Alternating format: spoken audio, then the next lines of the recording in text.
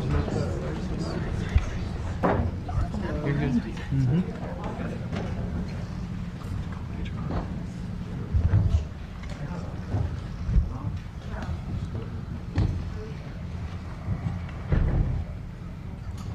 Well, thank you very much. We very much appreciate the attention. Today's a big day in that we had a G7, and President Macron is a very special man in my book. We were together, we did it together, and I think a lot of progress has been made. We've had some very good talks with Russia. We've had some very good talks with others, and we're trying to get the war ended with Russia and Ukraine, and I think we've come a long way in a short period of weeks. And the president's been very helpful also. And we're also talking about trade, various trade deals that we will be doing with France. And we'll be discussing a little bit further. Then we'll have a press conference later on. You can ask some questions. We'll be having a press conference in a little while. We're going to have lunch with the entire French staff, and we look forward to it. And again, the relationship's been very special with France and very special with this gentleman on my right. And we look forward to keeping that going for a long period of time. Thank you very much. Thank you. Thank you, Mr. President. Thank you. Thank you. No, thank you. I want to thank Mr. President for his hospitality. We had a good discussion this morning for the G7 here. Yeah. And for the third year of this war in Ukraine. And I think our common objective clearly is to build peace, and a solid and long-standing peace. And this is what we will discuss, obviously, because I have great respect for bravery and the resistance of Ukrainian people, and we do share the objective of peace. But we are very aware of the necessity to have guarantees and solid peace in order to stabilize the situation. I'm here as a friend because through centuries we've been friends, and we are personal friends, as you mentioned it, because we work very well together. And I think the US and France always stand on the same side, the right side, I would say, of history. Mm-hmm. And this is exactly what is at stake today. And this is a very important moment for Europe as well. And I'm here as well after discussions with all my colleagues to say that Europe is willing to step up, to be a stronger partner, to do more in defense and security for its continent, and as well to be a partner and to be engaged on trade, economy, investment in a lot of topics. So I'm very excited by the discussion we will have, and obviously we will follow up.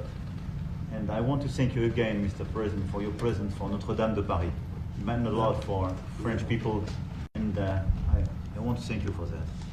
That's the cathedral, and they've done a fantastic job. The president's done a great job in bringing it back. That was a terrible thing, like, what, 5 years ago? Yeah. Watching that burn was a very horrible sight, and you've done a fantastic job in bringing it back, so I congratulate you. Thank you for being here.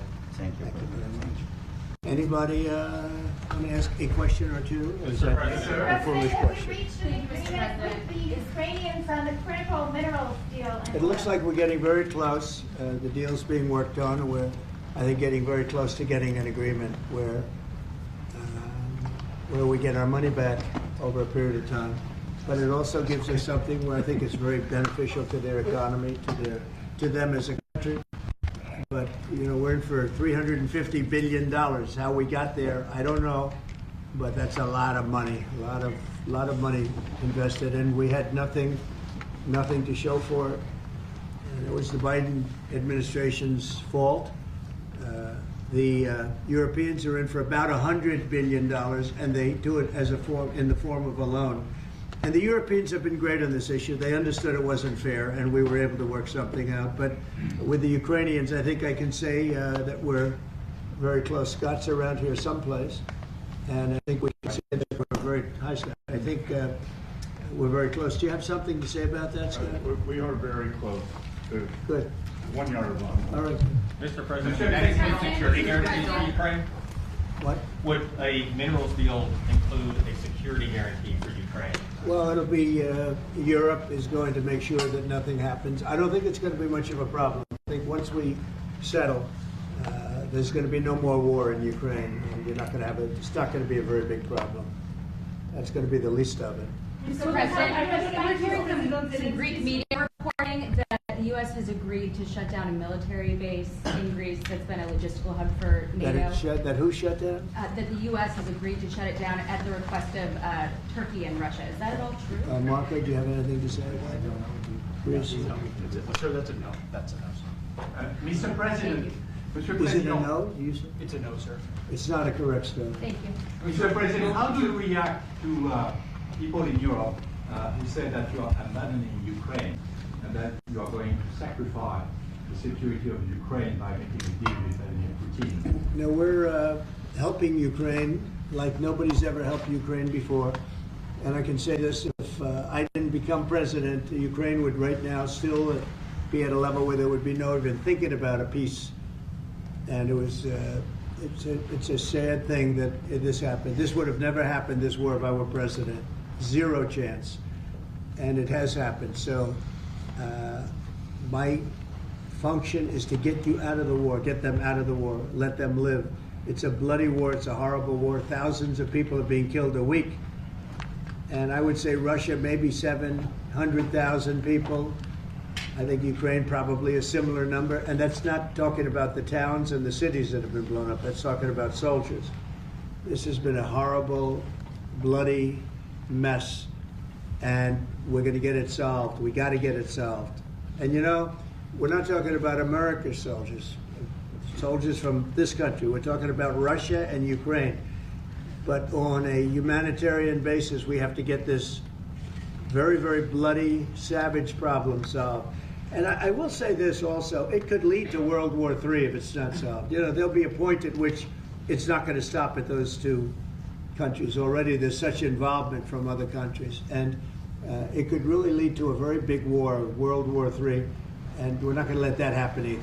Would you support the idea to send European troops in Ukraine to back the European troops may go into Ukraine as peacemakers.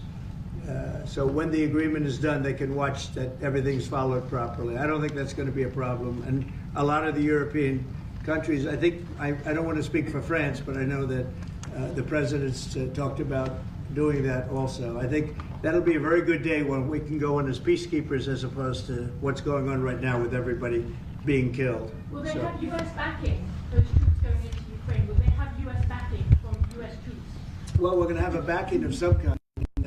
Obviously, the European countries are going to be involved, and I don't think you're going to need much backing. I think that's not going to be a problem. Once an agreement is signed, Russia's going to get back to its business, and Ukraine and Europe are going to get back to their business. I don't think it's going to be a problem. Mr. President, could you meet with President Zelensky soon? What? Could you meet with President Zelensky soon?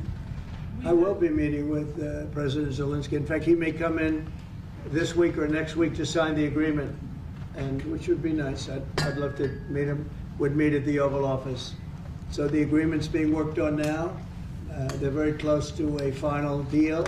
It'll be a deal with rare earths and various other things, and he would like to come, as I understand it, here to sign it, and that would be great with me. I think they then have to get it approved by their council or whoever might approve it, but I'm sure that will happen. Council, Mr. President, are you planning to meet with President Macron? Yeah, at some point I'll be meeting with President Putin also, yes. How soon is it? I don't know when we speak. We're trying to get this thing worked out, but yeah, at some point I'll be meeting with President Putin too. Monsieur Macron, s'il vous plaît, est-ce que vous pouvez dire quelques mots en Mr. français? President. I can say a few words in French. Yes, please. Non, le président l'a dit, je pense que c'est un moment important. C'est un moment important de la discussion. On veut bâtir la paix en Ukraine et le bilan qui a été rappelé, une réalité, il y a d'1 million de morts et de blessés depuis le début de ce conflit et de cette guerre d'agression. Notre volonté, c'est que cette paix dure, parce que nous avons déjà eu un cessez-le-feu et une paix qui n'a pas été respectée. C'était les accords de Minsk, 1 puis 2. Et donc le corps de cette discussion, c'est de s'assurer d'abord qu'il y ait un cessez-le-feu, ensuite que les Ukrainiens soient impliqués. Et je pense que ce que vient de dire à l'instant le président Trump est très important, c'est-à-dire qu'il va rencontrer rapidement le président Zelensky pour signer cet accord sur les minerais critiques et les terres rares, et que c'est aussi un moyen d'avoir une implication américaine forte. Les Européens sont prêts à prendre leur charge. sous des formes diverses, de soutien à l'armée ukrainienne, de présence, y compris pour s'assurer que la paix soit durable. Et l'implication dans la durée des États-Unis d'Amérique à travers cet accord est une bonne chose. Et donc tout est encore à construire, et je ne veux pas préempter les discussions. Mais nous partageons le même objectif, et ce qu'on a discuté ce matin pendant 1 heure après la visioconférence ensemble, et ce qu'on va continuer de travailler, et sont pour moi des bonnes avancées. Et l'annonce de... Est-ce que l'intégrité territoriale de l'Ukraine est encore un objectif has already crédible? spoken about this just a moment ago. This is exactly what we want to do. We want to build peace with Ukraine. As President Trump mentioned, there are already 1 million dead and wounded in Ukraine since the war began. We had a ceasefire in the past that was not respected. This was under the Minsk Agreements 1 and 2. President Trump, as he said, will be meeting with President Zelensky to sign a deal on rare earths. And we are pleased to see this very strong American involvement. Europe, of course, also stands ready to support Ukraine in various ways, supporting its military. And we don't want to preempt any sort of discussions that are currently underway, but we do share the same objective of building this lasting peace. I just want to tell you a little story. So we were at the Eiffel Tower having dinner with your wonderful wife and with my wonderful wife, and we came out and he started speaking the French deal. And we didn't have an interpreter, and he was going on and on and on, and I was just nodding, yes, yes, yes. And he really sold me out, because I got back the next day and I read the papers. I said, that's not what we said. He's a smart customer, I will tell you that. That wasn't exactly what we agreed Mr. to. President, you called Zelensky a dictator. Would you use the same words regarding Putin? I don't use those words lightly. I think that we're going to see how it all works out. Let's see what happens. I think we have a chance of a really good settlement between various countries. And, you know, you're talking about Europe, and you're talking about Ukraine as part of that whole situation. The other side has a lot of support also. So let's see how it all works out. It might work out. Look, you can never make up lives. The one thing you can make up the money, but you can't make up the lives.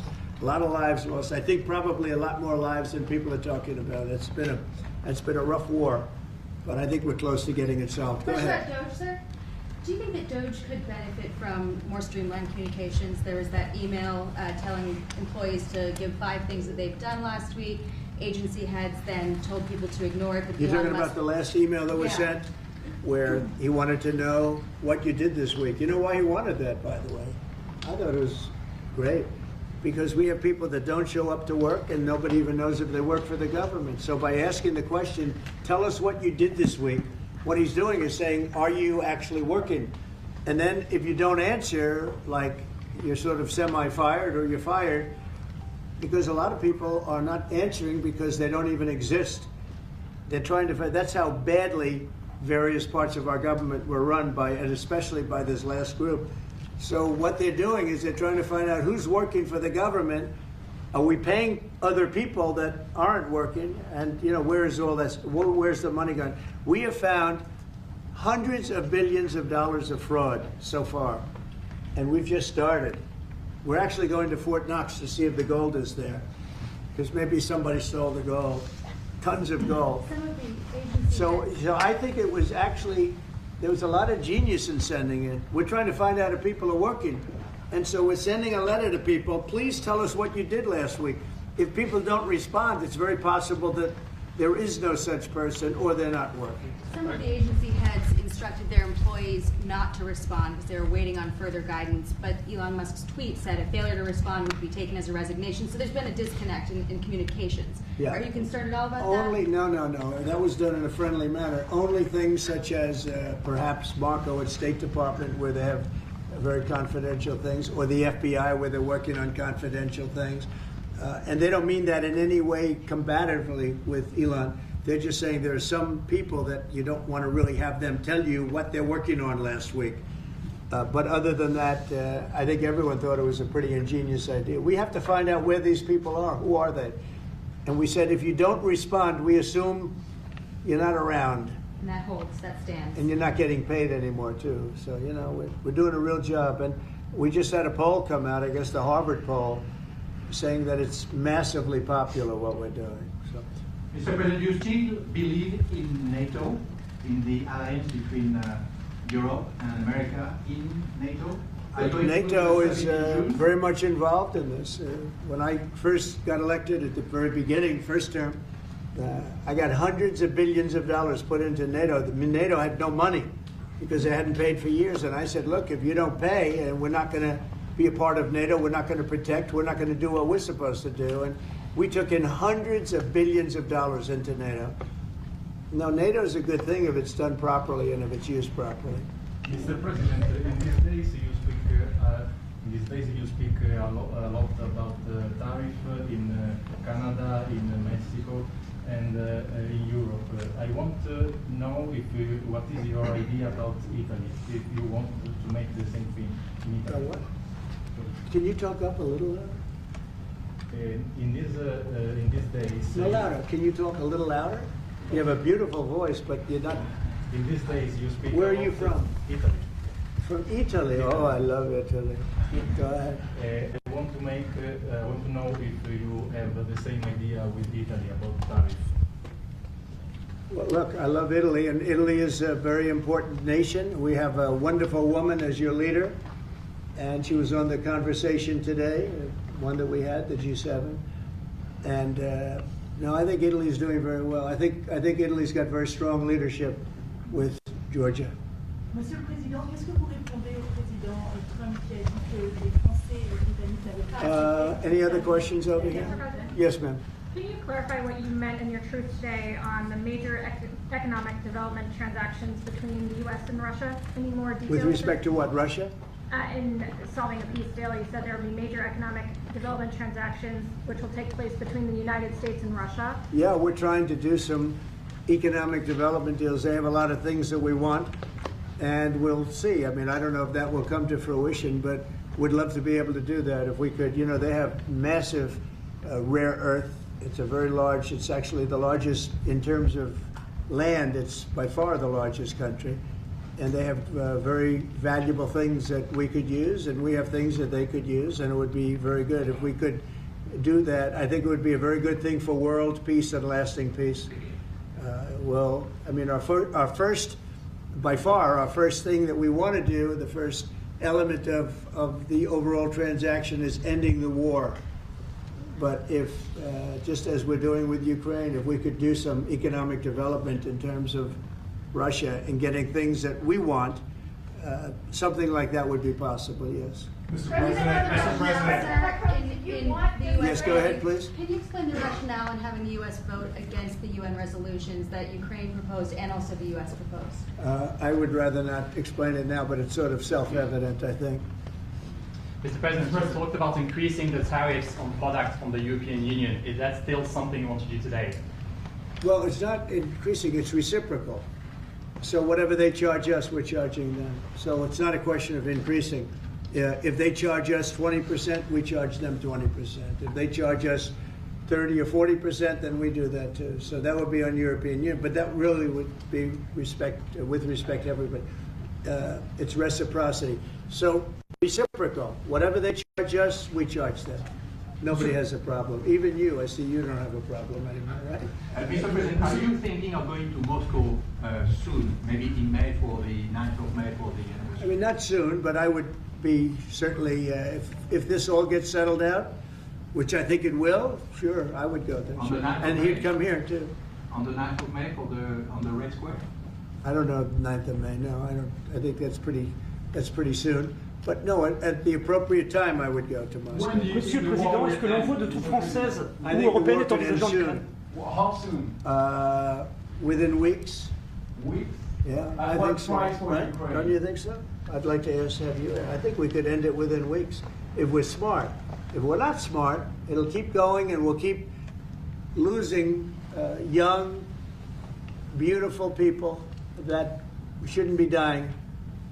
And we don't want that. And remember what I said, this could escalate into a third world war. And we don't want that either. Mr. President, your envoy Steve Witkoff suggested a temporary ceasefire in the conflict. The Russian government has denied that out of hand. Do you worry that they're not dealing in good faith? No, I think they, at some point, will agree to that. I think they probably wanted to. And I think once you have a ceasefire, it's going to end. because they're not going from a ceasefire back to war. I think people have had their full. I'm just glad I was able to help, because there was no communication with Russia until I came along. Biden didn't communicate. He couldn't communicate with his own child. So Biden didn't communicate. He couldn't. It was terrible. He hadn't spoken to Putin in 3 years. You're trying to end a war. People are being killed. Every week, thousands of people are being killed. Soldiers, in this case, mostly. Also towns, as missiles go in and back and forth. No, it's a shame. This should have never happened. This is a very sad, this is going to go down in the history books. This is a very sad moment, because that should have been stopped. That should have never started. And if it did start, it should have stopped the first week, not 3 years later. Okay? Je vais répondre, if you allow me, because I have juste, je pense que plusieurs questions de vous et de votre collègue qui ont été posées en français et qui rejoignent les questions posées par les collègues américains. D'abord, cette discussion est utile et construire la paix est une nécessité. La deuxième chose, c'est que aujourd'hui, une capacité de dissuasion qui est restaurée, et que c'est ce que veut dire le président Trump quand il dit qu'il n'y aura plus de problème. Je pense que la force du réengagement américain aujourd'hui, c'est en quelque sorte l'incertitude aussi pour le président Poutine. Et donc il y a une capacité de dissuasion qui est là, qui permet de sceller d'abord sans doute une trêve, la capacité à vérifier que cette trêve est respectée, et ensuite un accord de paix qui permettra de reconstruire l'Ukraine, mais de lui apporter aussi les garanties de sécurité. Dans le cadre de ces garanties de sécurité, nous pensons que nous avons notre rôle à jouer. Et donc, on verra à ce moment-là de la discussion, je ne veux pas la préempter, ce qui est nécessaire pour que l'Ukraine puisse rester un pays souverain. Et d'ailleurs, dans les discussions entre l'Ukraine et les États-Unis d'Amérique, il y a cette question d'une souveraineté ukrainienne qui est respectée. Et donc, nous, ce que nous avons préparé, en particulier avec nos partenaires britanniques, dans le cadre d'un travail très étroit qu'on a mené ces dernières semaines, et partagé avec tous les pays européens et alliés qui sont prêts à s'y joindre, c'est l'idée de dire on est prêt à apporter ces garanties de sécurité. Les conditions, elles doivent en être définies. Elles doivent être définies par l'accord. Ça peut aller jusqu'à l'envoi, comme l'a dit le président, de troupes qui iront observer que la paix est bien respectée, qui iront se positionner, pas sur la ligne de front, pas pour justement, en quelque sorte, être dans le conflit, mais marquer une présence comme une garantie. Il y a d'autres moyens de soutenir, qui peuvent être des soutiens accrus et capacitaires à l'armée, des structures nouvelles. Et je pense aussi que l'accord qui est discuté, le président l'a dit, la crédibilité américaine qui est mise dans ce moment, c'est aussi montrer que chacun est dans son rôle, mais que nous avons une unité, Européens et Américains, et donc avec une forme de garantie que les Américains prennent par la discussion sur les minerais critiques qui sont en train de finaliser. La guerre peut s'arrêter dans plusieurs That is the most beautiful language. I have no idea what he's saying, but that is the most elegant, beautiful language. Go ahead, please. This is a question that was asked by several. What we need to do is make sure that we are building peace. We have Can you speak up, please? We have deterrence capabilities that have been restored. As President Trump said, there won't be any more problems. We've seen the U.S. re-engagement and the message that that sends to Mr. Putin. We have deterrence, which will allow a truce to take place, verification of that truce, and then a peace agreement can be put in place so that we can start rebuilding Ukraine with security guarantees. And we have a role to play in that. Again, I'm not preempting any discussions, but we've spoken about Ukraine's sovereignty, and that has been a subject of discussion between the U.S. and Ukraine. We have also been working closely with our British partners this week. We've shared this information with other European countries, and we are ready and willing to provide those security guarantees, which could perhaps include troops, but they would be there to maintain peace. They would not be along the front lines. They would not be part of any conflict. They would be there to ensure that the peace is respected. Our assistance may include other capacity building, perhaps for the military. We see U.S. credibility here. We each have our role to play, but it will be done in a united fashion. Mr. President, do you think that Ukraine should give up a part of its territory? Well, we're going to see. It's a negotiation that's just starting, and they've been fighting, and there's been a lot of land that's been taken. So we'll have to see how that works out. That's part of the negotiation. I will say there was great unity in that room today. We were via Skype or whatever, but it was great tremendous unity today in that room with the other countries. Ukraine wants I was very those impressed by it. territories back. Can they take it back? What they lost in the past years? That's not an easy thing to do, is it? Right? It's not an easy. You're just asking whether or not you can take back the land that they lost. And I say that, yeah, perhaps some of it, yeah, I hope so. But that's not an easy thing to do. But not everything. On the frozen It's going to be something we're talking about. Will you convince Vladimir Putin to accept the European troops as peacekeeper, would you think? Yeah, he will accept that. He will accept I've it? asked him that question. You talk to him? I've asked him that question. Is France going to lift the block on the Because 300 he's billion? not, look, if we do this deal, he's not looking for more war. He doesn't mind, but I've specifically asked him that question. He has no problem with it. Is France going to lift the block on the 300 billion in frozen Russian assets in Belgium? France has opposed unfreezing it to pay Ukraine and compensate the U.S. for its support. Is France going to lift its opposition to that? This is, I mean, we speak about frozen assets.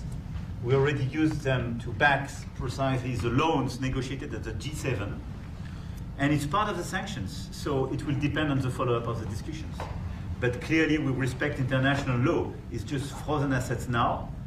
You can take the proceeds of the frozen assets, but you cannot take the assets themselves because it's not respecting international law, and we want to respect international How law. is one different than the other? If you can take the proceeds from it, how can you not take Because the it's assets? very different. You keep the assets, you take the proceeds because they are paralyzed in a certain way. You take the proceeds during the wartime, but you keep the assets, and it's part of the negotiation at the end of the war. Because, I mean, this war costed all of us a lot of money. And this is the responsibility of Russia, because the aggressor is Russia. Should the US So, be compensated? so at the end of the day, this frozen asset should be part of the negotiation. All in all. Will France support the U.S. being compensated? I support the idea to have Ukraine first being compensated because they are the one to have lose a lot of their fellow citizens and being destroyed by these attacks. Second, all of those who paid for could be compensated, but not by Ukraine, by Russia, because they were the one to aggress. Again, just so you understand, Europe is loaning the money to Ukraine. They get their money back. No, in fact, to be frank, we paid 60% of the total efforts, and it was through, like the US, loans, guarantee, grants, and we provided real money. To be clear, Yeah. we have 230 billion frozen assets in Europe, Russian assets, but this is not as a collateral of a loan because this is not our belonging. So they are frozen. If at the end of the day, in the negotiation we will have with Russia, they're ready to give it to us, super. It will be loan at the end of the day, and Russia will have paid for that. If you This is my believe wish. that, it's okay with me. Mr. But President, they get their money back, we don't, and now we do. But, you know, that's We will only fight fair. both. Mr. President, do you think Russia should be the one that pays everybody back, the aggressor? Well, we're negotiating everything, and everything's on the table, and we'll see if we can get some land back, and we'll see about a lot of different things. And we're going to be making a little speech and say a few words. In a little while, we're going to have another meeting, a luncheon meeting, and we'll see you in about 2 hours. Okay? Thank you very much, everybody. Thank you, Fred. Thank you, Fred. Let's go. Moving out. Thank you very much. Thank you.